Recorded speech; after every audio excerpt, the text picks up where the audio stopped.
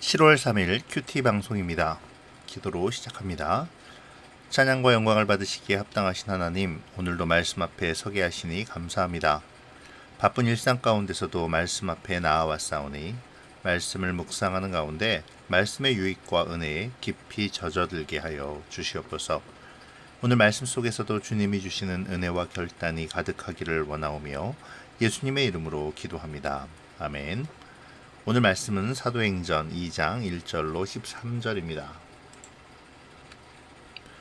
오순절 날이 이미 이름에 그들이 다 같이 한 곳에 모였더니 호련히 하늘로부터 급하고 강한 바람 같은 소리가 있어 그들이 앉은 온 집에 가득하며 마치 불의 혀처럼 갈라지는 것들이 그들에게 보여 각 사람 위에 하나씩 임하여 있더니 그들이 다 성령의 충만함을 받고 성령이 말하게 하심을 따라 다른 언어들로 말하기를 시작하니라. 그때의 경건한 유대인들이 천하 각국으로부터 와서 예루살렘에 머물러 있더니 이 소리가 나매 큰 무리가 모여 각각 자기의 방언으로 제자들이 말하는 것을 듣고 소동하여 다 놀라 신기하게 여겨 이르되 보라, 이 말하는 사람들이 다 갈릴리 사람이 아니냐? 우리가 우리 각 사람이 난 곳 방언으로 듣게 되는 것이 어찌 됨이냐? 우리는 바데인과 메데인과 엘람인과 또 메소보다미아, 유대와 갑바도기아, 본도와 아시아, 부르기아와 밤빌리아, 애굽과 및 구레네에 가까운 리비아 여러 지방에 사는 사람들과 로마로부터 온 나그네 곧 유대인과 유대교에 들어온 사람들과 그레데인과 아라비아인들이라.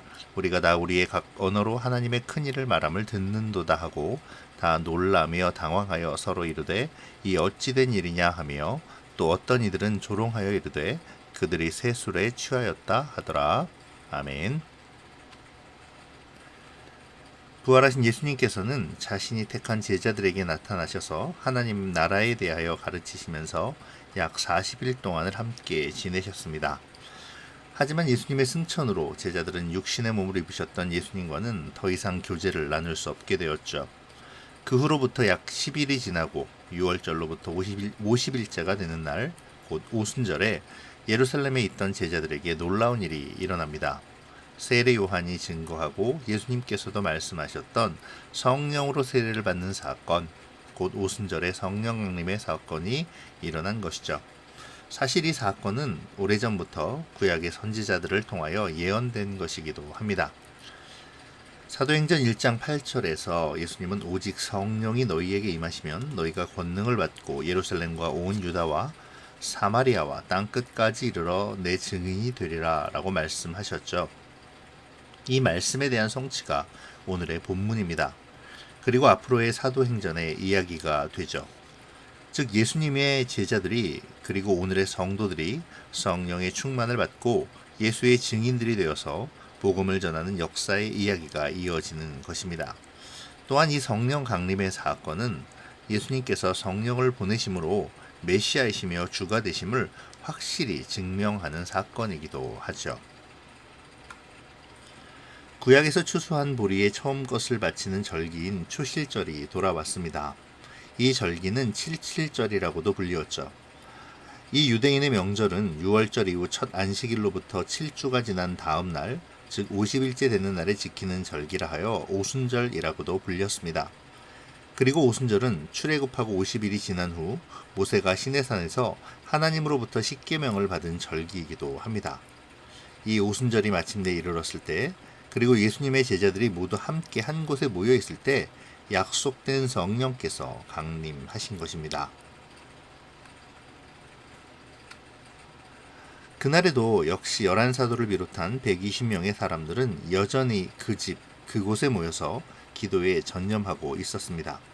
그때 하늘로부터 갑자기 급하고 강한 바람 같은 소리가 있었고 그들이 앉아있던 온 집을 가득 채우죠. 그리고 마치 불같은 혀들이 갈라지는 것이 그들에게 나타나 그들 각 사람 위에 임합니다. 그렇게 모든 사람이 성령의 충만함을 받고 성령께서 그들에게 말하게 하심을 따라 다른 방언으로 말하는 역사가 일어나죠.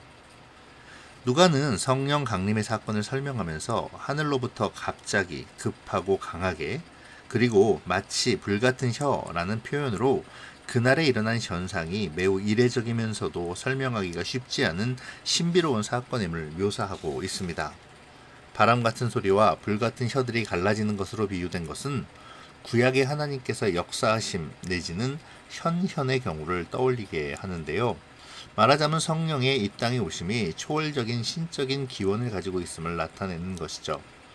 또한 이것은 신화가 아니라 사람이 직접적으로 보고 들은 실제의 사건임을 증거하는 것이기도 합니다. 이러한 성령 강림의 대상은 그곳에 모인 모든 사람들이었습니다.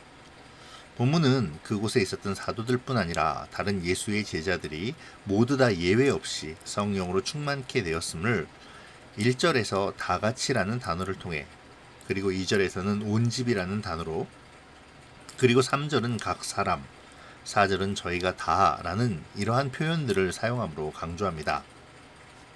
이것은 그들이 성령의 말하게 하심을 따라 다른 방언을 하게 됨을 뒷받침하려 하는 것이라고 생각되어지네요. 유대 땅 팔레스타인을 중심으로 각 나라에 흩어져서 살던 경건한 유대인들이 오순절을 당하여 예년과 같이 모국 유대 땅의 예루살렘 성전을 찾았습니다. 그들은 이 절기를 지키고자 성전을 중심으로 예루살렘 가까운 주위에 머물고 있었죠. 5절에서 말하듯이 천하 각국에서 예루살렘으로 절기를 지키러 온 것입니다. 여기서 천하 각국이란 유대인들의 관습적인 표현인데요. 예루살렘을 중심으로 지중해 주위의 동서남북 대부분의 나라를 뜻하는 것이죠. 천하 각국에서 온 유대인들이 예사롭지 않은 소리를 듣고 이상히 여겨 그 소리가 나는 곳으로 모입니다. 그렇게 꽤 많은 사람들이 모였는데요. 이들은 갈릴리 출신의 액센트를 가지고 있는 예수님의 제자들로부터 자기들이 태어나 살고 있는 각 나라의 언어로 각각 듣게 되는 놀라운 사건을 목도하게 되죠. 이 사건은 실로 각 나라들로부터 예루살렘에 모인 모든 유대 순례자들을 심히 당황스럽게 합니다. 6절에 소동하여, 7절에 다 놀라 기이히 여겨, 8절에 어찌미뇨 등이 그러한 표현이죠. 그들 가운데 일부는 이 사건의 진실을 제대로 파악하지 못한 채 혹 이 갈릴리 사람들이 술에 취하여 주정을 부리는 것은 아닐까 하는 생각도 하였지만 그곳에 모인 대부분의 사람들은 이 견해에 동조하지 않은 것으로 보입니다. 왜냐하면 11절에 보면 타국에서 온 유대인들이 하나님의 큰 일을 듣게 되었다고 하기 때문이죠. 이 하나님의 큰 일이라는 것이 갈릴리 사람들로부터 듣게 되는 외국 언어들 자체를 말하는지, 아니면 이 외국 언어를 통해 하나님의 어떤 메시지를 들은 것인지는 알 수 없지만, 어쨌든 분명한 것은 성령으로 충만하게 된 이 갈릴리 출신의 예수님의 제자들이 지금 하나님의 큰 일에 도구로 쓰임받고 있다는 것입니다. 그리고 그것을 그 자리에 모인 대다수의 유대인들이 인정하고 있다는 것이죠. 오늘 본문은 민족들의 목록이 나옵니다. 천하 각국이라는 표현에 걸맞게 많은 수의 나라와 민족이 나옵니다. 그런데 이 많은 민족들, 그리고 천하 각국이라는 표현은 창세기 10장의 셈, 함, 야벳으로 대표되는 세 개의 민족들의 목록을 떠올리게 합니다. 그들은 창세기 11장에서의 교만과 죄악으로 인하여 언어의 혼잡이 일어나고 민족과 민족으로 나뉘게 되죠. 그런데 오순절의 성령 강림으로 이 세 개의 언어들이 하나됨을 가져오므로 하나님의 저주가 성령이 오심으로 인해 극적으로 역전되는 상황을 암시한다고 볼 수 있는 것입니다. 또한 이 방언의 은사들은 성령께서 천하 각국으로부터 온 이들에게 갈릴리 사람들이 그 나라 사람들의 언어를 사용하게 하는 것을 통해 그들에게 하나님의 큰 일을 말씀하도록 하는 통로로 사용하고 계시다는 것이죠. 말하자면 마태복음 28장 19절에서의 모든 민족과 누가복음 24장 47절에서 표현된 모든 족속에게, 그리고 사도행전 1장 8절에서 언급된 땅끝까지에 대한 예수님의 이 말씀이 오순절에 임하신 성령에 의해 시작됨을 알려주는 신호탄이 된 것입니다. 이런 면에서 성령의 충만함을 받은 제자들은 누가복음 24장 47절에 그의 이름으로와 사도행전 1장 8절에서의 내 증인에서 예시한 대로 다름 아닌 예수의 증인들로 이들이 서게 될 것임을 강하게 암시하고 있는 것이죠. 자, 이제 말씀으로 조금 더 가까이 가보도록 하죠. 주님께서 약속하신 성령의 오심이 예수님이 승천하신 후 약 10일이 지난 오순절에 드디어 일어났습니다. 오순절, 모세와 언약을 세운 절기인 오순절에 약속의 성령이 오신 것인데요. 이 즈음은 모세에게 시내산에서 십계명의 약속을 주신 시기이기도 하죠.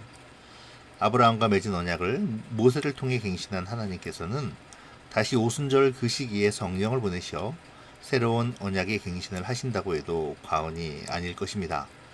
모세를 통해 택한 백성으로서의 정체성을 지킬 것을 명하신 하나님이 예수님을 통해 새 언약을 허락하셔서 영적인 이스라엘을 세우시고 이제 성령님을 보내셔서 영적인 이스라엘로 하여금 하나님의 복음을 전파하는 사명을 새롭게 하시는 것이라고 생각할 수 있습니다.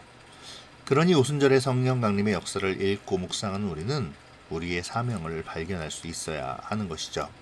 그리고 복음 전파의 사명을 위해 성령의 능력을 더욱 힘입기를 간구해야 합니다.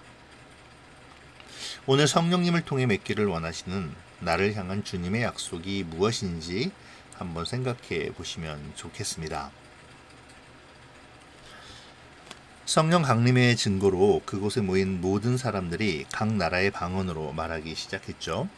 이것을 보고 각 나라에서 온 사람들은 하나님의 큰 일을 듣게 되었습니다. 그리고 이것은 복음의 확장에 대한 신호탄이었죠. 이후에 이들로 인해 복음은 1장 8절에서 예수님이 분부하신 대로 예루살렘에서 유대로 그리고 사마리아를 거쳐 온 세상으로 전파되기 시작합니다. 그 시작의 역사가 바로 사도행전인 것이고요. 여기서 우리가 중요하게 생각해 보아야 할 것이 있죠. 바로 방언인데요. 저는 개인적으로 오늘 말씀을 묵상하면서 이 방언에 대하여 생각해 보았습니다. 언뜻 보면 성령 충만의 결과가 방언처럼 나타나는데요. 사실 오늘 본문은 방언에 방점을 찍지 않았습니다. 방언은 하나님의 역사가 시작되는 신호탄일 뿐이었죠. 각국에서 온 사람들은 방언을 매개체로 하나님의 큰 일을 듣습니다. 복음의 전파의 시작점이죠. 방언이 중요한 것은 방언이 신기한 이적이기 때문이 아니라 하나님의 복음이 전파되는 하나님의 큰 일이 실행되는 도구가 되었다는 것입니다.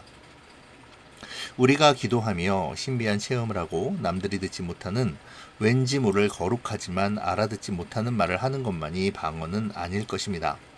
오늘 본문을 깊이 들여다보면 방언은 하나님의 영광이 드러나고 하나님의 복음이 전파되는 말이죠. 그것이 각 나라의 말로 표현된 것뿐입니다. 오늘 우리 입에서 나오는 방언을 한번 생각해 보죠. 나는 방언을 무엇이라고 생각하고 있습니까?